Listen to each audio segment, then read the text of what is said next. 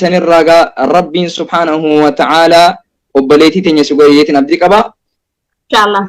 أيوة. أشهد أشهد أن لا إله إلا الله أن لا إله إلا الله وأشهد وأشهد أن محمدا أن محمدا عبده عبده ورسوله ورسوله. أني رقام بهجت أني رقام بها نين دقومسا نين نقومسا نين بيخا نين بيكا جبرمان جبرمان حقا حقا خنجبرمو كان جبرم حقا قدتو حقا قدتو الله تكوك أوفا الله تكو قفا أني رقام بها أني رقام بها نين بيخا نين بيكا اتين أمنا إتين أمنا نين دقومسا نين نقومسا نبي محمد نبي محمد نبي ربي تهو نبي ربي تأو إرجما بودا إرجما. مهيته إرقما بودا مجم تأو كرا مهيته إسايته كرمايي تأو إسا صلى الله عليه وسلم صلى الله عليه وسلم أكسما أكسما نبي عيسى نبي إيسان إرجما ربي إرقما ربي نبي ربي نبي ربي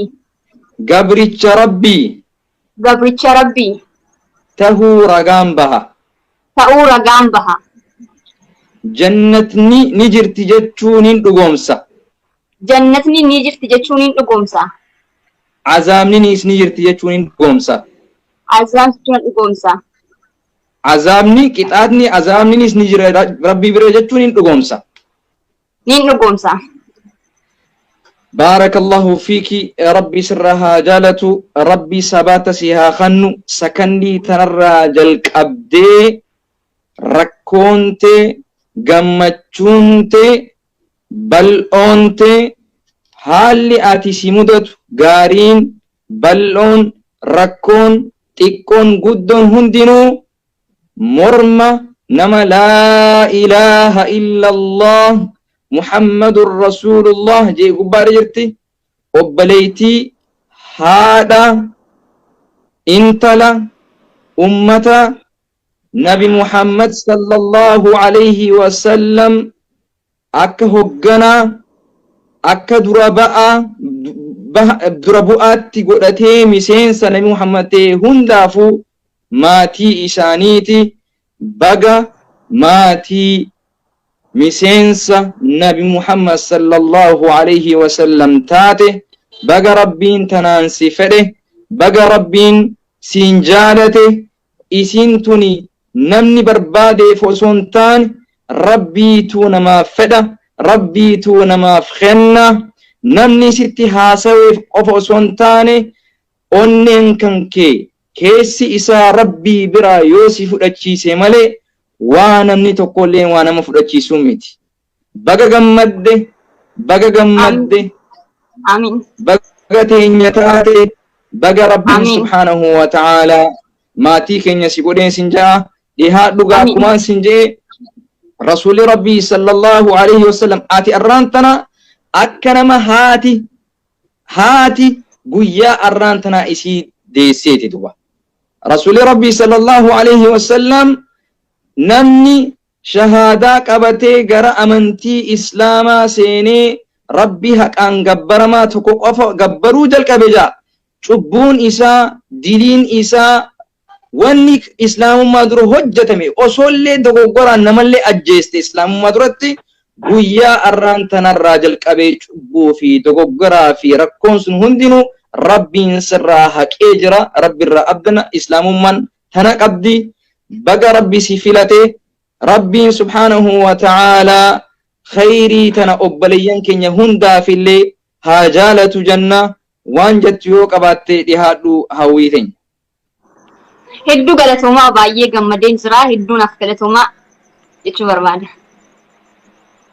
Daawwattoonni keenya kan fagoo fi dhihoo jirtan bakka jirtanitti isinillee baga gammaddan obboleettiin teenya tun dirqama namni muslimaa jiheen walirraa qabu nurraa qabdi jiraatu. Itti gaggeeffamaa akka jiru jiraattonni himan. Muummichi ministeera Abiy Ahmed lolli Tigraay xumuramuu erga labsanii booda BBC'n yeroo jalqabaaf magaalaa guddittii naannichaa Maqalee irraa namoota dubbisuu jalqabeera.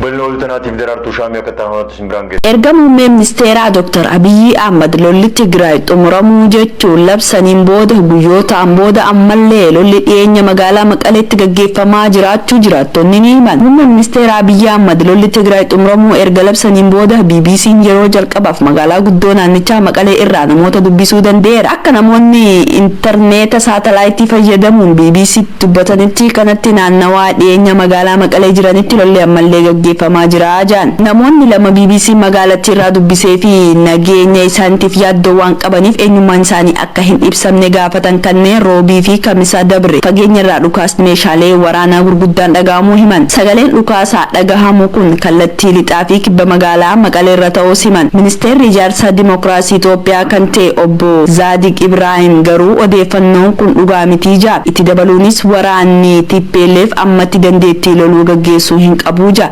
Dubbi himaa waraana Tigraay Gabrasiyoon gama isaaniitiin TV naannichaa irratti ibsa roobii dabre kennaniin dhiyeenya magaalaa Maqaleetti waraanni akka gaggeeffamaa jiru dubbatan.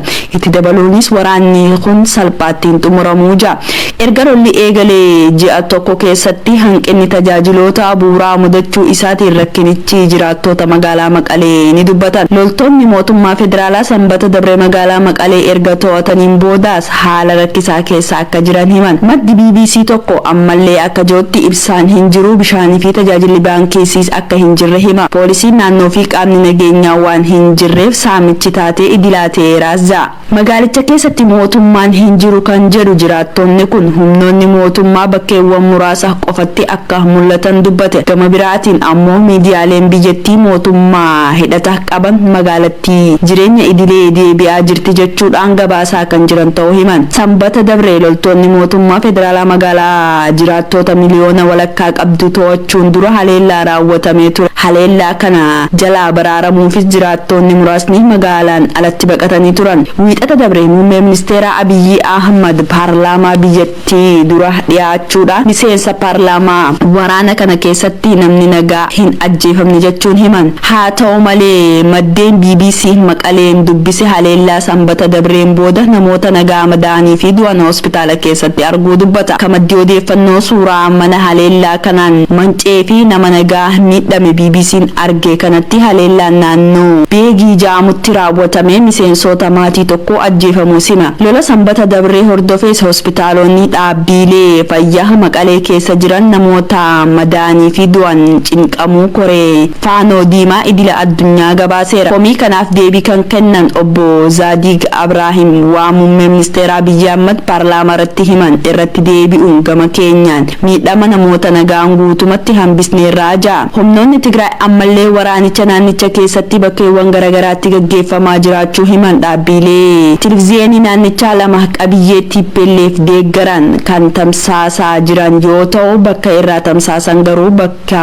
duraanitti miti. Aangaa'onni TPLF obbo Geetaachoo Raddaa kamisa galgala TV Tigraay irratti ibsa kennaniin lolichi hin xumuramne hanga mirga ofii bulfachuu jiraachuu keenya deebifnutti hin xumuramuu jedha. Haaluma wal fakkaatu UN'n bakkeewwan to'annoo mootummaa jalatti argaman galuuf mootummaa walii galtee irra ga'uun isaanii ni yaadatama. Haa ta'u malee ammallee naannoo Tigraay bakkeewwan adda addaatti lolli gaggeeffamaa waan jiruuf deeggarsa namoomaa taasisuuf hanqina jiru himatan. dubbatan. Haa ta'u malee ammas ministeerri ijaarsa dimokiraasii Itoophiyaa obbo Zaadigii BBCtti akka himanitti lolli xumurameera wanti hafe hooggantoota TPLF to'achuu qofaa jira. Mootummaan Itoophiyaa erga sanbata dabre Maqalee to'atan booda opereeshinii olaantummaa seeraa kabachiisuun xumuramuuf ammoo aangawoota dhaaba TPLF kan akka Geetaachoo fi ajajoota waraanaa adeemsa qabu akka to'atan ibsuu isaanii ni yaadatama. Humnoonni Tigraay gama isaanii naannoo isaan weerartoota irraa ittisuuf lola akka itti fufanillee ibsan. Lolli erga eegalee ji'a tokko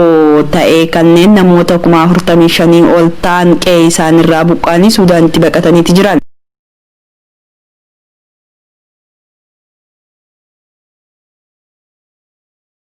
Afur bara 2020 Yuunivarsiitii naannoo Oromiyaa barsiisaa seeraa ta'uun tajaajilaa kan jiru barsiisaa Salamoon Dhaabaa Muddee 3 bara 2020 magaalaa Baatuu keessatti muummee barnoota seeraa Yuunivarsiitichaa keessatti poolisii humna addaa Oromiyaatiin butamuu maddeen ibsaniiru. Dhiyeenya kana afaan Ingiliffaatiin barruu mata dureen qeerroo Indaqarree Oromoo National Movement and Sustained Grown Human Rights Violation Itoophiyaa jedhu akka barreessallee maddeen oduu eeraniiru. Sababa dhugaa jirtu barreessuun akka kanaaf hidhamuu akka hin oolle kan ibsame yoo ta'u barsiisaa Salamoon Dhaabaa yeroo ammaa kana waajjira poolisii Baatuutti hidhamee akka jiru eeraniiru.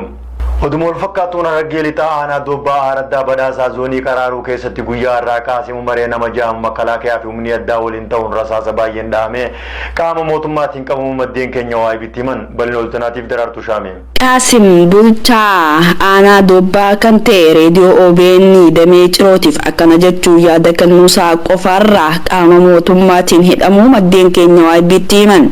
Yaanni inni kannees miseensa shanee kan mootummaan hin jiru je'ee dhukaasa nutti banee ture. Gargaarsa ummataatiin Qaasimii fi garee isaatiis to'annee jirraa jee. Sababa kana qofaan qabanii hidhuu maddi keenya kunnima garuu dhugaan jiru. Qaasim akkuma nama kamiyyuttuu falmata haqaa fi qabsaawaa biyyattii yeroo isa qabanii hawaasa naannoo sanii guutuun guututti dhukaasa irratti banuudhaan isintu isa gargaaraa jira jechuudhaan ummata shoorar keessaa akka turan himan. Ummata yeroo san achi ture kaanis hidhanii kaanis akka malee tumuudhaan hiraarsaa kan oolan ta'ullee dubbatan. Kun immoo kan eegale lolli yeroo dhiyoo duratti akka eegalames iccitii isaanuuf kennaa jechuudhaan ummanni Qaasim homaa nutti hin balleessine nus hin mine inumaatu mirga keenya falmachaa jirra malee nuti hin falmine iccitii isaatis hin beenu jechuudhaan kaadiree biltiginnaa ofirraa deebisuu himan. Haa ta'u malee qaamni biltiginnaa gargaarsa ummataatiin qabne jechuudhaan olola sobaa akkatti irra oofaa jiranillee himan. Ummanni aanaa Doobbaa guutuun guututti gadda guddaa keessa jira. Zan keessaafuu haadhaa fi haadha mana obbo Qaasim iddoo isaan itti hidhamanii jiranitti ilma keessan shiftaa dhiiga isaa dhangalaafnee qabnee jirra jechuudhaan maal fiddan jechuun akkatti dhaadachaa jiranillee dubbatan. Maddi keenya kun akkana jechuun kan dubbatu ergaan guddaan dhaawamuu fi qabamuu Qaasim kanarraa wanti nuuf barsiise yoo jiraate akkuma gaafa sirna Minilik sanitti ilma ajjeesanii haadha ililchii jechuudhaan ililchiisaa turan sanitti arraas ummata Oromoo irratti akka raawwachaa jiran dubbata. Obbo Qaasim Umaree ammaaf lubbuudhaan jiraatullee haalli fayyaa isaatii fi haalli inni keessa jiru hedduu yaaddeessaadha. Akkasumas yaala malee mana hidhaa keessatti dararamaa jiraachuu dubbata. Weerarri vaayirasii koronaa haareetti deebi'ee saffisaan babal'ataa jiraachuun ibsame. Guutuu addunyaa keessatti lakkoofsi namoota dhibee koronaatiin haareetti qabamanii deebi'ee haala yaaddeessaa ta'een dabalaa jira. Dhaabbatni fayyaa addunyaa akka jedhetti lakkoofsi namoota vaayirasichaan qabamanii miliyoona 65 kan dabre yoo ta'u namoonni miliyoona takka tuqaa 5 sababa vaayirasii kanaatu hunduu gabaafame.